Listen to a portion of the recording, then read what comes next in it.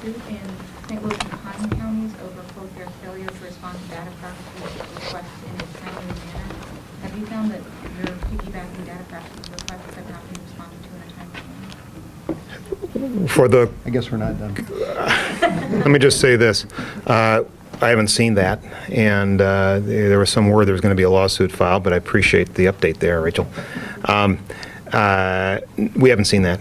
We're pretty respectful of the time commitments. We know that across the state, these huge requests are involving huge time commitments by the counties, but so far I haven't seen any issue at all.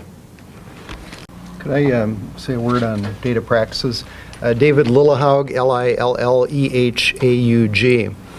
The day before yesterday at the Humphrey Institute, the elections official for Washington County, Kevin Corbid, said that he had received data practices requests from the Emmer campaign that were going to require the production of 35,000 documents in Washington County alone, and that each of those documents would have to be redacted for private information.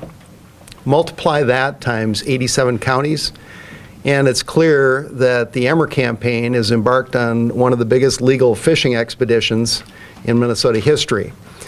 They aren't trying to hide the ball. It's our view that there really isn't a ball and that they're trying to find the ball. And so they've launched this wide-ranging search for the ball. And that's going to cost the counties a tremendous amount of money. They can pass on some of those expenses to the Emmer campaign, but at a time when they're preparing for a recount and at a time when they're trying to get the rosters in order and all the information reported to the Secretary of State, the Emmer team has put an enormous burden on the counties of this state. Describe the process of responding to data practices requests. How soon after a request is submitted must you respond? And will this kind of timeliness or lack of timeliness affect future possible legal action? In general, data practices requests must be answered in a reasonable amount of time. The law doesn't tell you it's 2 days, 10 days, 15 days. It's a reasonable amount of time. One of the difficulties with the data requests that you get in the elections area is many of the documents they're asking for have some private information on it. The rosters have birth dates on it. Those have to come off. The envelopes for absentee ballots either have the last four of Social Security, the driver's license. Those need to come off. And so it's not as simple as just shoving through 13,000 documents through our copy machine and off they go to one of the candidates or the parties that have asked for it. We then have to redact it. So you're taking a black marker and going through 13,000 pages to make sure you get birth dates off. Many of you who know that you've used marker over a document, usually you can see right through that. So what we're doing is actually making a copy, markering and redacting all the private information, and you got to copy it again.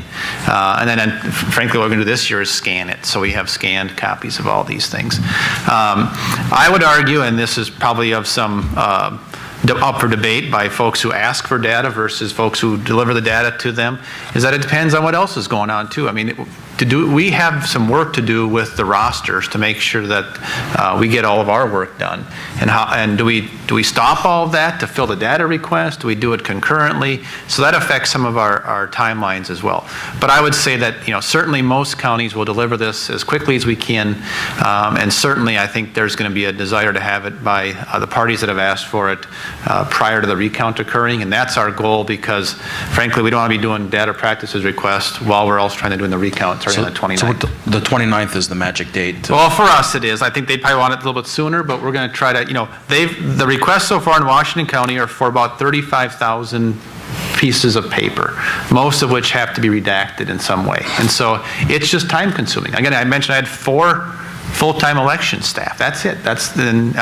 These folks don't have a whole lot more than that. And we've got other things we need to do. And so we try to balance our time and get their requests filled as quickly as possible, but there's also competing interests for our time. But add to that, Kevin Corbid. I would say Minnesota, though, it's much different. I mean, you've got county auditors with staffs maybe of 2 or 3 in their entire office, and they do elections, they do taxation, they oftentimes do license centers, they oftentimes do a whole bunch of different things. And so when a recount comes about in those outstate counties, and just like in my county, my department does taxation too, we're preparing to send truth and taxation notices out here in the middle of November, and it's a laborious effort as well. And so you've got these auditors that who are hoping to finish elections on November 2nd, 3rd, 4th, and election stops.